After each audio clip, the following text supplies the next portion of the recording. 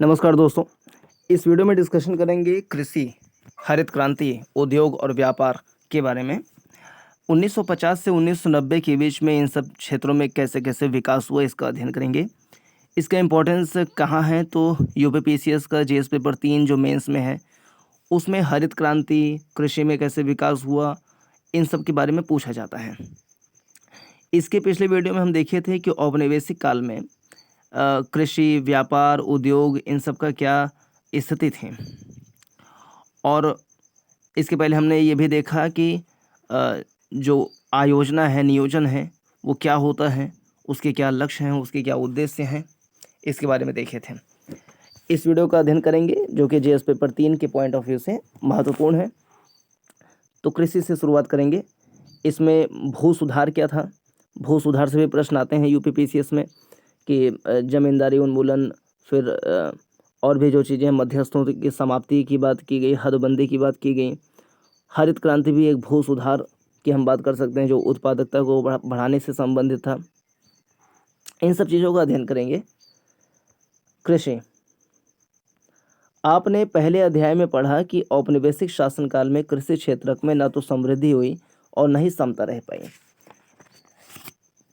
औपनिवेशिक काल में देखें तो कृषि पे लगभग 85% आबादी जो है वो डिपेंडेंट थी और कृषि का वाणिज्यीकरण एक प्रकार से हुआ था, कमर्शलाइजेशन ऑफ एग्रीकल्चर।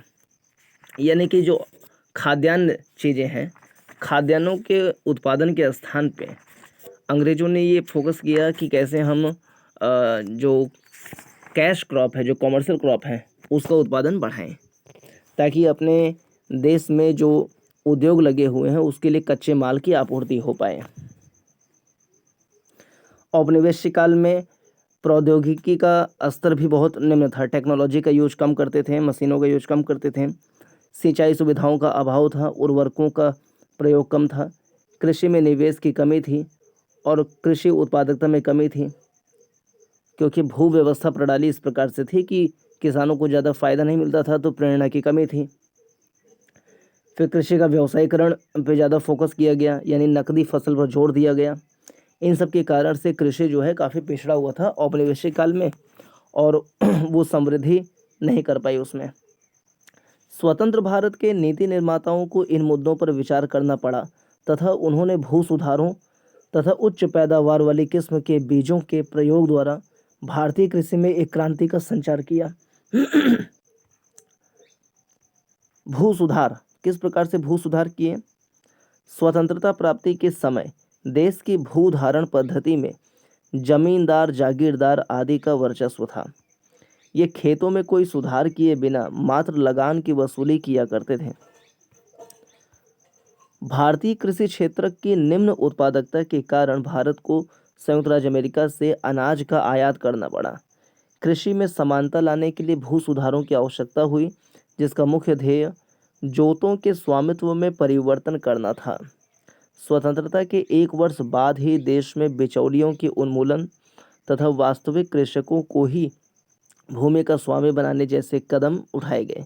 इसका उद्देश्य यह था कि भूमि का स्वामित्व किसानों को निवेश करने की प्रेरणा देगा, बशर्ते उन्हें पर्याप्त पूंजी उपलब्ध कराई जाए। दरअसल समानता को बढ़ाने के लिए भूमि की अधिकतम सीमा निर्धारण एक दूसरी नीति थी। हमारा जो आयोजन है या नियोजन है या योजना है, उसका 4 उद्देश्य था।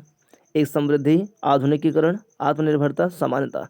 समानता लाने के लिए ज़रूरी था कि जो कृषि में खेती योग्य जो ज़मीन है उसमें जो वितरण की असमानता है उसको पाटना, जमींदारी उन्मूलन करना, हदबंदी लाना, चकबंदी, ये सब चीज़ें करना ताकि भूमि पर जो काश्तकार है, जो किसान है, उनको स्वामित्व मिल सके, ताकि उत्पादन करने की प्रेरणा मिल सके, वो भी अपना निर्धनता, जो गरीबी है, उससे बाहर निकल सकें। इसका अर्थ है कि किसी व्यक्ति की कृषि भूमि के स्वामित्व की अधिकतम सीमा का निर्धारण करना, यह हदबंदी है। किसी व्यक्ति की कृषि भूमि के स्वामित्व की अधिकतम सीमा का निर्धारण करना। इस नीति का उद्देश्य कुछ लोगों में भू स्वामित्व के संकेंद्रण को कम करना था। बिचौलियों के उन्मूलन का नतीजा यह था कि लगभग 200 लाख यानी कि 2 करोड़ काश्तकारों का सरकार से सीधा संपर्क हो गया तथा वे जमींदारों के द्वारा किए जा रहे शोषण से मुक्त हो गए। भू स्वामित्व से उन्हें उत्पादन में वृद्धि के लिए प्रोत्साहन मिला। इससे कृषि उत्पादन में वृद्धि हुई, किंतु बिचौलियों के उन्मूलन कर समानता के लक्ष्य की पूर्ण प्राप्ति नहीं हो पाई। कानून की कमियों का लाभ उठाकर कुछ भूतपूर्व जमींदारों ने कुछ क्षेत्रों में बहुत बड़े बड़े भूखंडों पर अपना स्वामित्व बनाए रखा। कुछ मामलों में काश्तकारों को बेदखल कर दिया गया और भूस्वामियों ने अपने किसान भूस्वामी वास्तविक कृषक होने का दावा किया। कृषकों को भूमि का स्वामित्व मिलने के बाद भी निर्धनतम कृषि श्रमिकों जैसे बटाईदार भूमिहीन श्रमिक को भूमि सुधारों से कोई लाभ नहीं हुआ। अधिकतम भूमि सीमा निर्धारण कानून यानी हदबंदी कानून में भी बाधाएं आई। बड़े बड़े जमींदारों ने इस कानून को न्यायालयों में चुनौती दी, जिसके कारण इसे लागू करने में देर हुई। इस अवधि में वे अपनी भूमि निकट संबंधियों आदि के नाम कराकर कानून से बच गए। कानून में भी अनेक कमियां थी, जिनके द्वारा बड़े जमींदारों ने भूमि पर अधिकार बनाए रखने के लिए लाभ उठाया। केरल और पश्चिम बंगाल की सरकारें वास्तविक किसान को भूमि देने की नीति के प्रति प्रतिबद्ध थीं। केरल और पश्चिम बंगाल जो है, यहाँ की सरकारें वास्तविक किसान को भूमि देने की नीति के प्रति प्रतिबद्ध थीं। इसी कारण इन प्रांतों में भू सुधार कार्यक्रमों को विशेष सफलता मिली। दुर्भाग्यवश अन्य प्रांतों की सरकारों में इस स्तर की प्रतिबद्धता नहीं थी, अतएव आज तक जोतों में भारी असमानता बनी हुई है। ठीक है, अब जो हरित क्रांति है इसको हम धीरे धीरे पढ़ेंगे, बहुत ध्यान से, क्योंकि ये इंपॉर्टेंट है। स्वतंत्रता के समय देश की 75% जनसंख्या कृषि पर आश्रित थी। तो पहला फैक्ट, एग्जाम में कहेंगे फैक्ट भी डालना जरूरी रहता है। तो कह रहा है कि स्वतंत्रता के समय देश की 75% आबादी जो है कृषि पर आश्रित थे। इस क्षेत्र में उत्पादकता बहुत ही कम थी, क्योंकि पुरानी प्रौद्योगिकी का प्रयोग किया जाता था और अधिसंख्य किसानों के पास आधारिक संरचना का भी नितांत अभाव था। भारत की कृषि मानसून पर निर्भर है। यदि मानसून स्तर कम होता था तो किसानों को कठिनाई होती थी, क्योंकि उन्हें सिंचाई सुविधाएं उपलब्ध न थीं। यह सुविधा कुछ ही किसानों के पास थी। औपनिवेशिक काल का कृषि गतिरोध हरित क्रांति से अस्थायी रूप से समाप्त हो गया। इसका तात्पर्य उच्च पैदावार वाली किस्मों के बीजों हाई यील्ड वैरायटीज के प्रयोग से है, विशेषकर गेहूं तथा चावल उत्पादन में वृद्धि से। इन बीजों के प्रयोग के लिए पर्याप्त मात्रा में उर्वरकों, कीटनाशकों, निश्चित जलापूर्ति की भी आवश्यकता थी। इन आगतों का सही अनुपात में प्रयोग होना भी महत्वपूर्ण है। बीजों की अधिक पैदावार वाली किस्मों से लाभ उठाने वाले किसानों को सिंचाई की विश्वसनीय सुविधाओं और उर्वरकों तथा कीटनाशकों आदि की खरीदारी के लिए वित्तीय संसाधनों की आवश्यकता थी। अतः हरित क्रांति के पहले चरण में लगभग 1960 के दशक के मध्य से 1970 के दशक के मध्य तक, मतलब 1965 से 75 तक, ये हरित क्रांति का पहला चरण। इसमें HYV बीजों का प्रयोग पंजाब, आंध्र प्रदेश, तमिलनाडु जैसे अधिक समृद्ध राज्यों तक ही सीमित रहा। इसके अतिरिक्त HYV बीजों का लाभ केवल गेहूं पैदा करने वाले क्षेत्रों को ही मिल पाया। हरित क्रांति के द्वितीय चरण यानी 1975 से 1985 के में HYV बीजों की प्रौद्योगिकी का विस्तार कई राज्यों तक पहुंचा और कई फसलों को लाभ हुआ। ये पूछा हुआ है 2025 की यूपी PCS में भी, यहाँ से प्रश्न पूछा है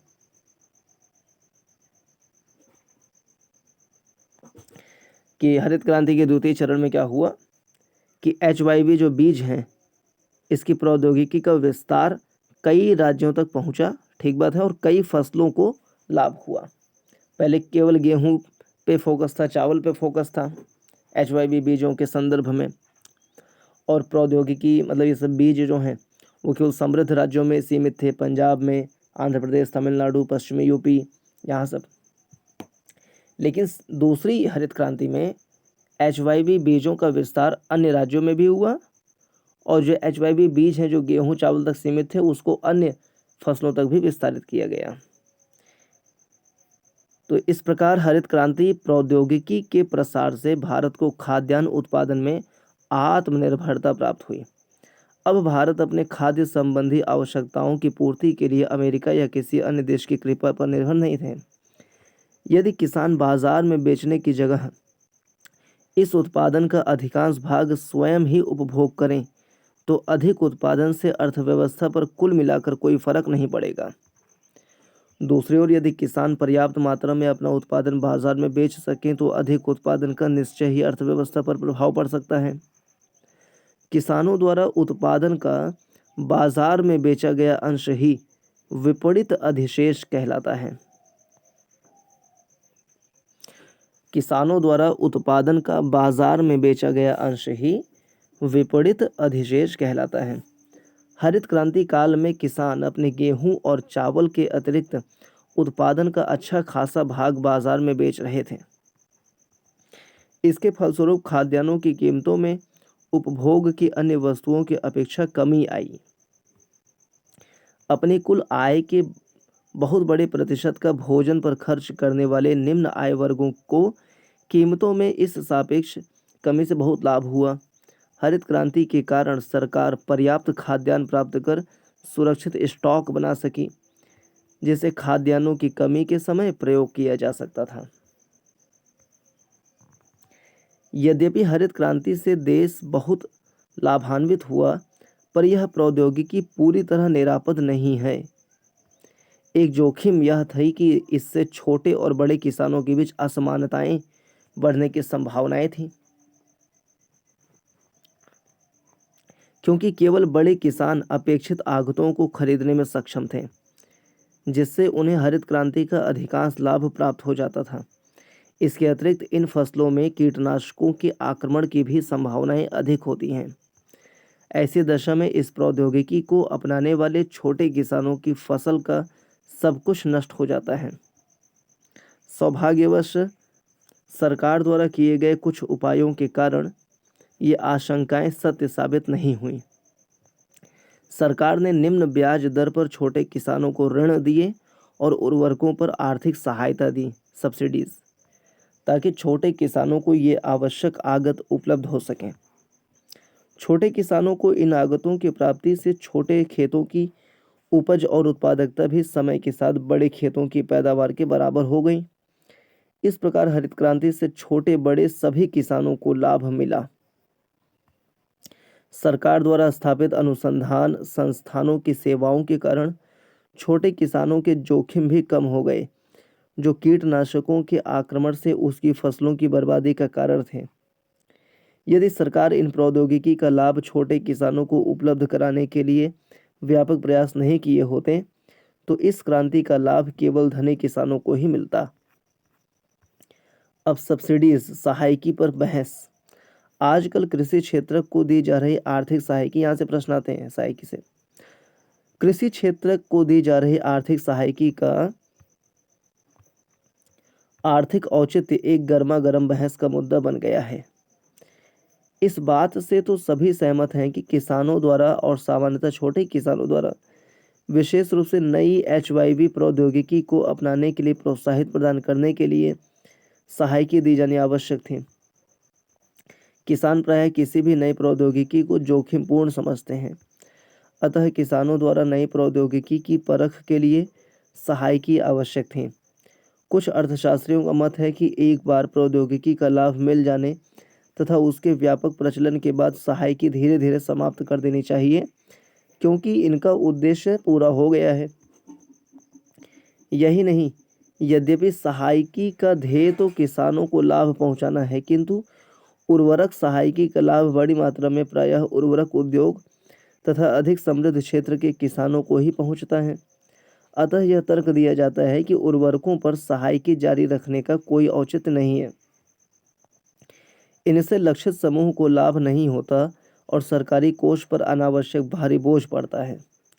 दूसरी ओर कुछ विशेषज्ञों का मत है कि सरकार को कृषि सहायकी जारी रखनी चाहिए, क्योंकि भारत में कृषि एक बहुत ही जोखिम भरा व्यवसाय है। अधिकांश किसान बहुत गरीब हैं और सहायकी को समाप्त करने से वे अपेक्षित आगतों का प्रयोग नहीं कर पाएंगे। सहायकी समाप्त करने से गरीब और अमीर किसानों के बीच असमानता और बढ़ेगी और समता के लक्ष्य का उल्लंघन होगा। इन विशेषज्ञों का तर्क है कि यदि सहायकी से बड़े किसानों तथा उर्वरक उद्योगों को अधिक लाभ हो रहा है, तो सही नीति सहायकी समाप्त करना नहीं, बल्कि ऐसे कदम उठाना है जिनसे कि केवल निर्धन किसानों को ही इनका लाभ मिले।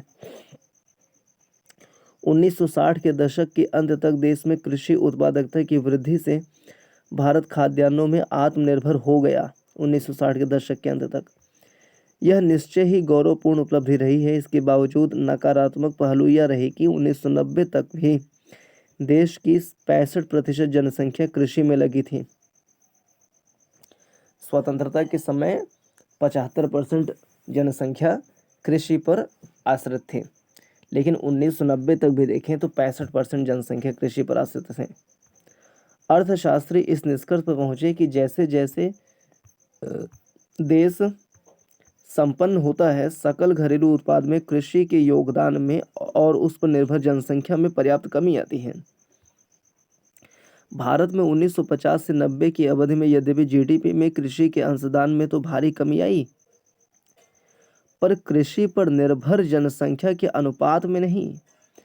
1950 में 67% आबादी कृषि जनसंख्या कृषि पर निर्भर थी और 1990 तक घट करके 65% ही हो पाई।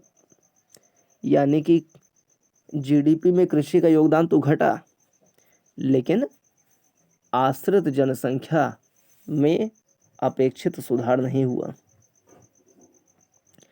पहले 67% जनसंख्या निर्भर थी 1950 में, और 1990 तक भी जो है 65% जनसंख्या निर्भर रही।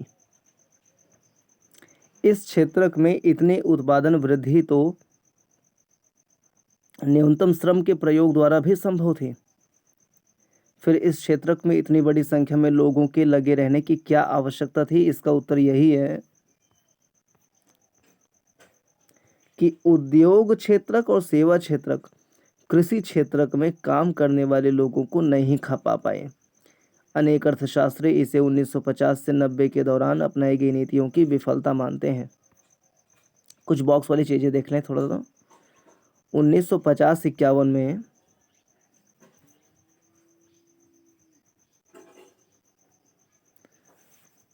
मतलब लगभग 70% आबादी कृषि पर निर्भर थी, 10% उद्योग में, 17% सेवाओं में, और 1990-91 में 67% जनसंख्या कृषि में, 12% उद्योग में और 20% सेवाओं में। तो कोई ज़्यादा फर्क नहीं दिखाई दे रहा है।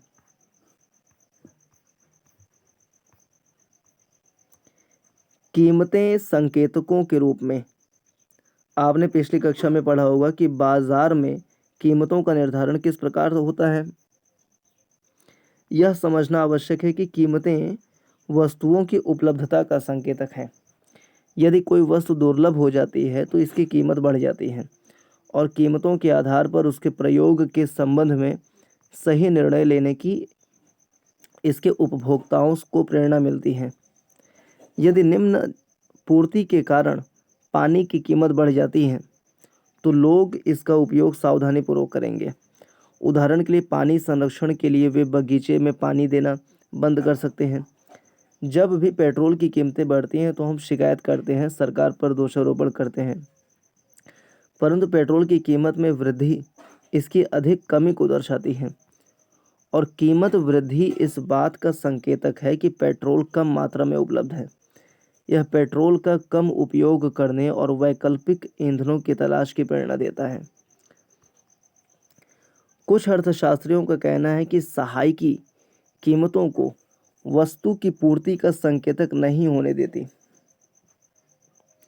जब बिजली और पानी को सहायकी युक्त दरों पर निःशुल्क प्रदान किया जाता है तो उनकी कमी का ध्यान रखे बिना उनका फिजूल उपयोग किया जाता है। ठीक है।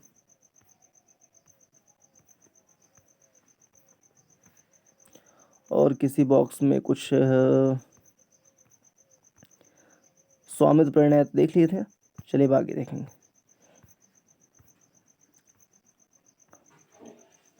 उद्योग और व्यापार। अर्थशास्त्रियों ने ऐसा पाया कि निर्धन राष्ट्र तभी प्रगति कर पाते हैं जब उनमें अच्छे औद्योगिक क्षेत्र होते हैं। उद्योग रोजगार उपलब्ध कराते हैं और यह कृषि में रोजगार की अपेक्षा अधिक स्थायी होते हैं। इनसे आधुनिकीकरण और समग्र समृद्धि को बढ़ावा मिलता है। इन्हीं कारणों से हमारी पंचवर्षीय योजनाओं में औद्योगिक विकास पर अत्यधिक बल दिया गया था। आपने पिछले अध्याय में पढ़ा होगा कि स्वतंत्रता के समय भारत में बहुत कम उद्योग थे। अधिकांश उद्योग सूती वस्त्र, पटसन आदि तक ही सीमित थे। जमशेदपुर और कोलकाता में लोहा व इस्पात की सुप्रबंधित फर्में थीं। यदि अर्थव्यवस्था का विकास करना था तो हमें ऐसे औद्योगिक आधार का विस्तार करने की आवश्यकता थी जिसमें विविध प्रकार के उद्योग हों।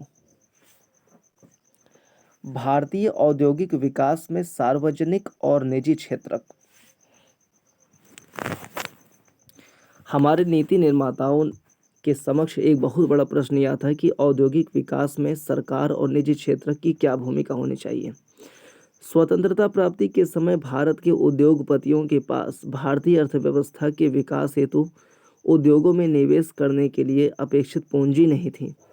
स्वतंत्रता प्राप्ति के समय इतना बड़ा बाजार भी नहीं था जिसमें उद्योगपतियों को मुख्य परियोजनाएं शुरू करने के लिए प्रोत्साहन मिलता।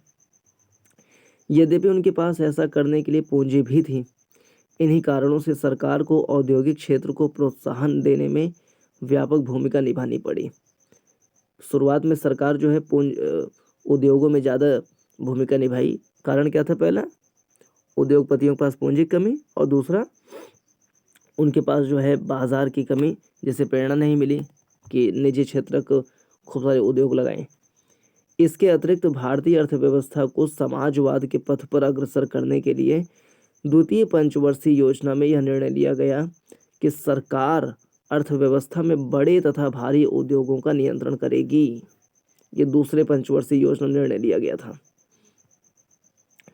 इसका अर्थ यह था कि सरकार उन उद्योगों पर पूरा नियंत्रण रखेगी जो अर्थव्यवस्था के लिए महत्वपूर्ण थे। निजी क्षेत्र की नीतियां सार्वजनिक क्षेत्र की नीतियों की अनुपूरक होंगी और सार्वजनिक क्षेत्र अग्रणी भूमिका निभाएगा। औद्योगिक नीति प्रस्ताव 1956 आया। भारी उद्योगों पर नियंत्रण रखने के सरकार के लक्ष्य के अनुसार औद्योगिक नीति प्रस्ताव 1956 को अंगीकार किया गया। इस प्रस्ताव को द्वितीय पंचवर्षीय योजना का आधार बनाया गया। द्वितीय योजना में ही समाज के समाजवादी स्वरूप का आधार तैयार करने का प्रयास किया गया। इस प्रस्ताव के अनुसार उद्योगों को 3 वर्गों में वर्गीकृत किया गया। प्रथम वर्ग में वे उद्योग शामिल थे जिन पर सरकार का अनन्य स्वामित्व था। दूसरे वर्ग में वे उद्योग शामिल थे जिनके लिए निजी क्षेत्र सार्वजनिक क्षेत्र के साथ मिलकर प्रयास कर सकते थे, परंतु जिनमें नई इकाइयों को शुरू करने की एकमात्र जिम्मेदारी राज्य की होती। तीसरे वर्ग में वे उद्योग शामिल थे जो निजी क्षेत्र के अंतर्गत आते थे। यद्यपि निजी क्षेत्र में आने वाले उद्योगों का भी एक वर्ग था, लेकिन इस क्षेत्र को लाइसेंस पद्धति के माध्यम से राज्य के नियंत्रण में रखा गया।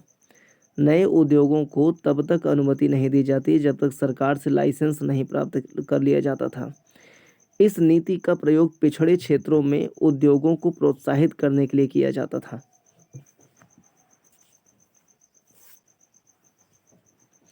यद्यपि उद्योग आर्थिक रूप से पिछड़े क्षेत्रों में लगाए गए तो लाइसेंस प्राप्त करना आसान था। इसके अतिरिक्त उन इकाइयों को कुछ रियायतें जैसे कर लाभ तथा कम प्रशुल्क पर बिजली दी गई। इस नीति का उद्देश्य क्षेत्रीय समानता को बढ़ाना था। वर्तमान उद्योग को भी प्रोत्साहन बढ़ाने या विविध प्रकार के उत्पादन वस्तुओं की नई किस्मों का उत्पादन करने के लिए लाइसेंस प्राप्त करना होता था। इसका अर्थ यह सुनिश्चित करना था कि उत्पादित वस्तुओं की मात्रा अर्थव्यवस्था द्वारा अपेक्षित मात्रा से अधिक न हो। उत्पादन बढ़ाने का लाइसेंस केवल तभी दिया जाता था जब सरकार इस बात से आश्वस्त हो कि अर्थव्यवस्था में बड़ी मात्रा में वस्तुओं की आवश्यकता है। लघु उद्योग 1955 में ग्राम तथा लघु उद्योग समिति 1955 में ग्राम तथा लघु उद्योग समिति, जिसे करवे समिति भी कहा जाता था, ने इस बात की संभावना पर विचार किया कि ग्राम विकास को प्रोत्साहित करने के लिए लघु उद्योगों का प्रयोग किया जाए। अब इसका प्रयोग हम आंसर राइटिंग में कर सकते हैं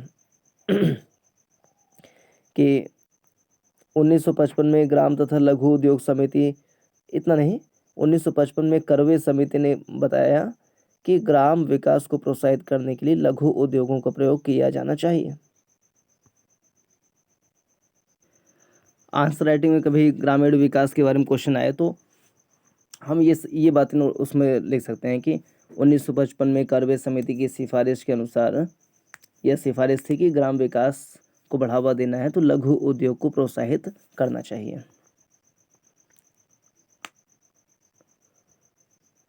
ग्राम विकास को प्रोत्साहित करने के लिए लघु उद्योगों को प्रोत्साहित करना चाहिए। लघु उद्योगों की परिभाषा किसी इकाई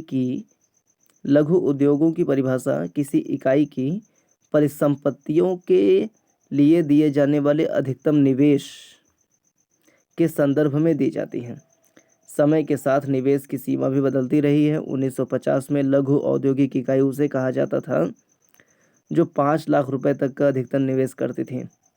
इस समय ऐसे बढ़ता चल जाता है कि निवेश की सीमा क्या होगी।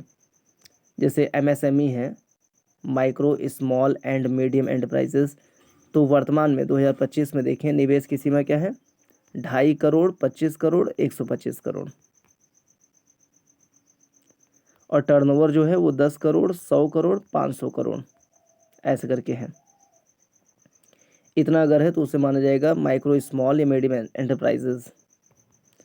ऐसा माना जाता था कि लघु उद्योग अधिक श्रम प्रधान होते हैं, अर्थात इनमें बड़े पैमाने के उद्योगों की अपेक्षा श्रम का उपयोग अधिक किया जाता है,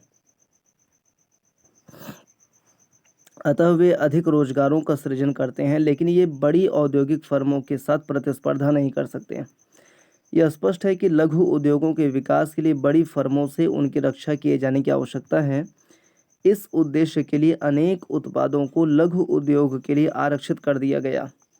ऐसे आरक्षण की कसौटी यह थी कि ये इकाइयाँ उन वस्तुओं के विनिर्माण के योग्य हैं। उन्हें अन्य रियायतें भी दी गई, जैसे कम उत्पाद शुल्क तथा कम ब्याज दरों पर बैंक ऋण। अब व्यापार नीति आयात प्रतिस्थापन क्या होता है?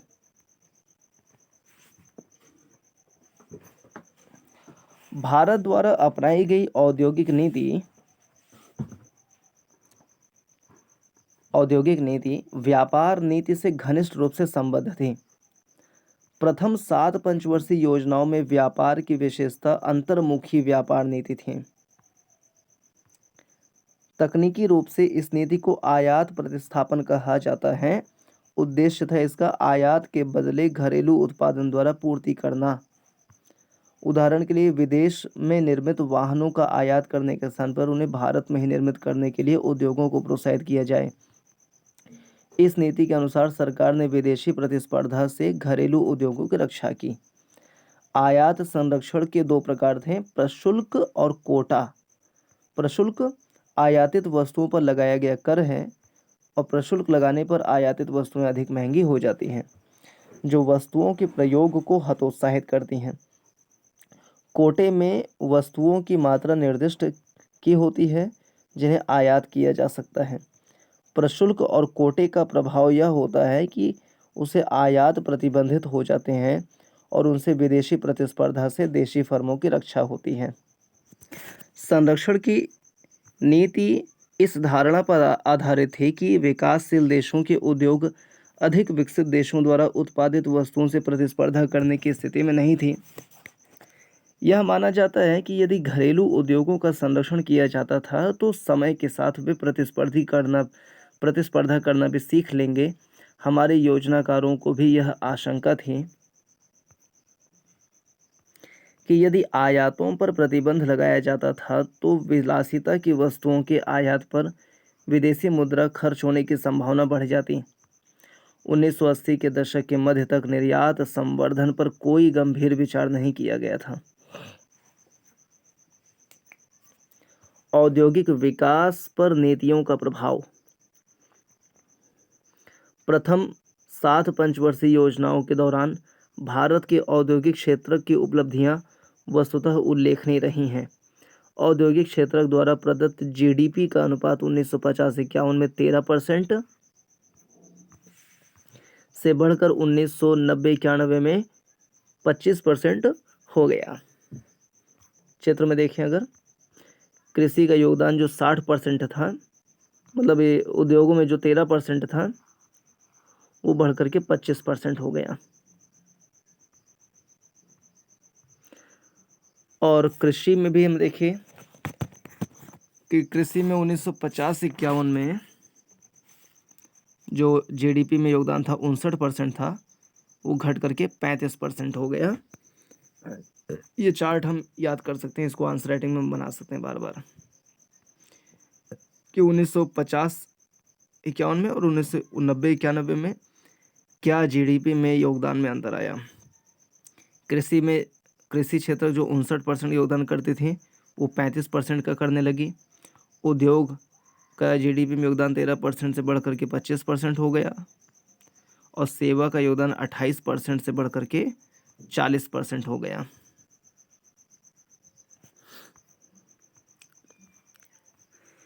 जीडीपी से उद्योगों में हिस्सेदारी में बढ़ोतरी विकास का एक महत्वपूर्ण सूचक है। कृषि जीडीपी में योगदान देखें, 1950 में कृषि का योगदान 59% था जो 1990 में घट करके 35% रह गया। उद्योग का योगदान 13% से बढ़ करके 25% हो गया। सेवा क्षेत्र का योगदान 28% से बढ़ करके 40% हो गया। इस अवधि के दौरान औद्योगिक क्षेत्र की 6% वार्षिक समृद्धि दर प्रशंसनीय है।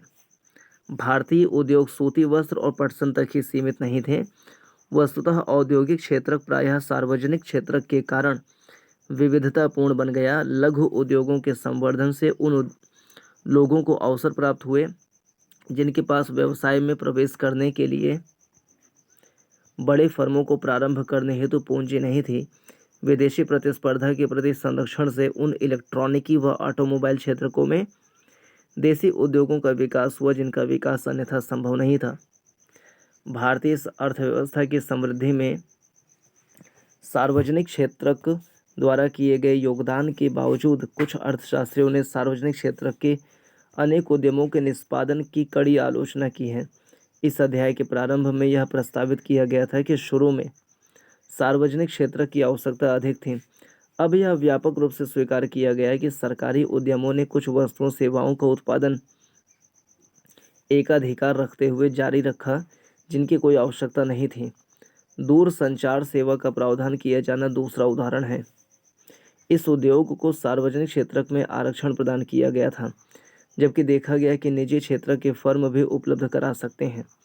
1990 के दशक के अंत तक भी प्रतिस्पर्धा न होने के कारण व्यक्ति को टेलीफोन कनेक्शन, ये नेगेटिव पॉइंट बता रहा है, लेने में लंबे समय तक प्रतीक्षा करनी पड़ती थी।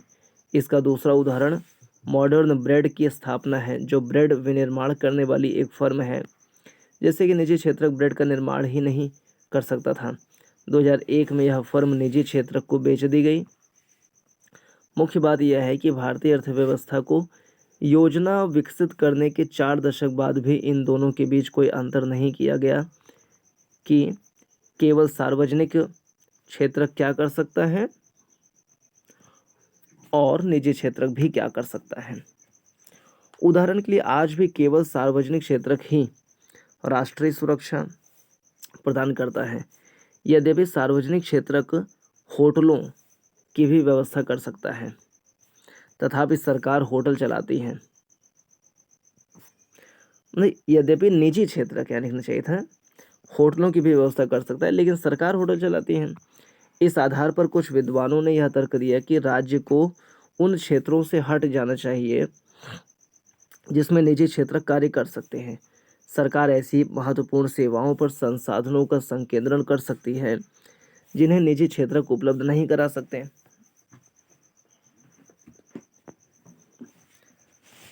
अनेक सार्वजनिक क्षेत्र की फर्मों ने भारी नुकसान उठाया था, लेकिन उन्होंने काम जारी रखा क्योंकि किसी सरकारी उपक्रम का बंद किया जाना कठिन है, भले ही इसके कारण राष्ट्र के सीमित संसाधनों का निकास होता रहे।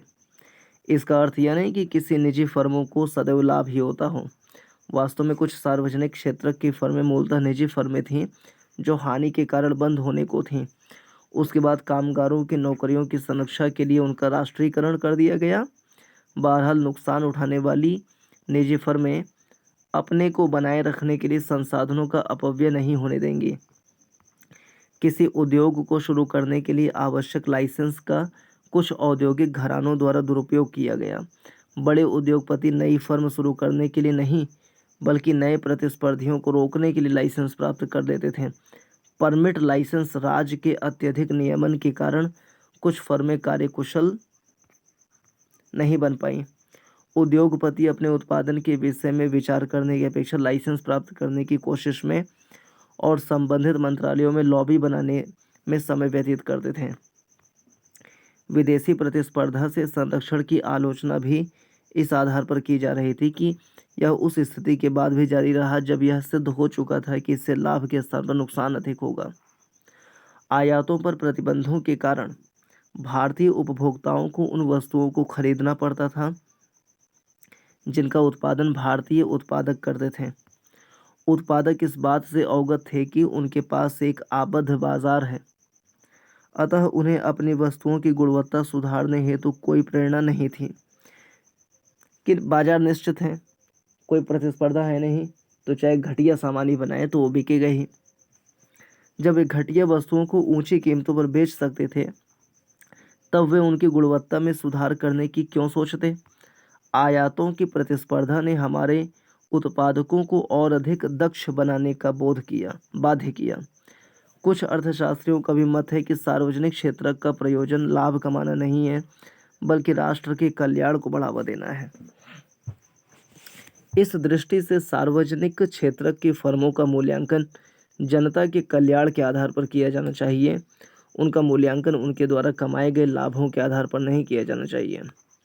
संरक्षण के संबंध में कुछ अर्थशास्त्रियों का यह मत है कि हमें विदेशी प्रतिस्पर्धा से उत्पादनों का संरक्षण तब करना चाहिए जब तक धनी राष्ट्र ऐसा करते रहें। इन सभी विरोधों के कारण अर्थशास्त्रियों ने हमारी नीति में परिवर्तन करने का आग्रह किया। अन्य समस्याओं सहित इस समस्या के कारण सरकार ने 1991 में नई आर्थिक नीति प्रारंभ की। निष्कर्ष: प्रथम 7 पंचवर्षीय योजनाओं के दौरान भारतीय अर्थव्यवस्था की प्रगति उल्लेखनीय रही। हमारे उद्योग स्वतंत्रता प्राप्ति के समय की स्थिति की तुलना में विविधतापूर्ण हो गए। हरित क्रांति के परिणामस्वरूप भारत खाद्यान्न उत्पादन में आत्मनिर्भर बन गया। भूमि सुधारों का परिणाम यह हुआ कि घृणित जमींदारी प्रथा का उन्मूलन हो गया। औद्योगिक क्षेत्र में अनेक अर्थशास्त्री सार्वजनिक क्षेत्र के उद्यमों के निष्पादन से असंतुष्ट थे। अतिशय सरकारी नियमन के कारण उद्यम वृत्ति अवरुद्ध हो गई। आत्मनिर्भरता के नाम पर भारतीय उत्पादकों का संरक्षण विदेशी प्रतिस्पर्धा से किया गया और इससे उन्हें उनके द्वारा उत्पादित वस्तुओं की गुणवत्ता में सुधार करने की प्रेरणा नहीं मिली। भारतीय नीतियां अंतर्मुखी थीं, उससे एक सशक्त निर्यात क्षेत्र विकसित करने में विफल रहे। बदलते हुए वैश्विक आर्थिक परिदृश्य के प्रसंग में यह सर्वत्र महसूस किया जा रहा था कि आर्थिक नीति में सुधार करने की आवश्यकता है। भारतीय अर्थव्यवस्था को और अधिक सफल बनाने के लिए 1991 में एक नई आर्थिक नीति शुरू की गई। इस विषय पर अगले अध्याय में चर्चा की जाएगी। स्वतंत्रता प्राप्ति के बाद भारत ने एक आर्थिक पद्धति की कल्पना की जिसमें समाजवाद और पूंजीवाद की विशेषताएं सम्मिलित थीं। इसकी परिणति मिश्रित अर्थव्यवस्था मॉडल के रूप में हुई। सभी आर्थिक योजनाएं पंचवर्षीय योजनाओं के माध्यम से ही निर्मित की गई हैं। पंचवर्षीय योजनाओं के लक्ष्य हैं समृद्धि, आधुनिकीकरण, आत्मनिर्भरता, समानता। कृषि क्षेत्र में मुख्य नीतिगत पहल थी भूमि सुधार, हरित क्रांति। इन पहलों से भारत को खाद्यान्नों के उत्पादन में आत्मनिर्भर बनने में सहायता मिली। कृषि पर निर्भर रहने वाले लोगों का अनुपात कम नहीं हुआ जैसे कि आशा थी। 1950 में देखें तो 67% आबादी कृषि पर निर्भर थी और 1990 में 65% आबादी। औद्योगिक क्षेत्रों में नीतिगत आयात स्थानापन्न पहलों ने सकल घरेलू उत्पाद के लिए इनके योगदान में वृद्धि की। औद्योगिक क्षेत्र में एक बड़ी कमी यह थी कि सार्वजनिक क्षेत्र की कार्य पद्धति कुशल नहीं थी, क्योंकि यह घाटे की ओर उन्मुख थी, जिसके परिणामस्वरूप राष्ट्र के सीमित संसाधनों का बहिर्गमन और नुकसान हुआ। तो इस वीडियो में इतना ही। पूरा देखने के लिए धन्यवाद। नमस्कार, जय हिंद।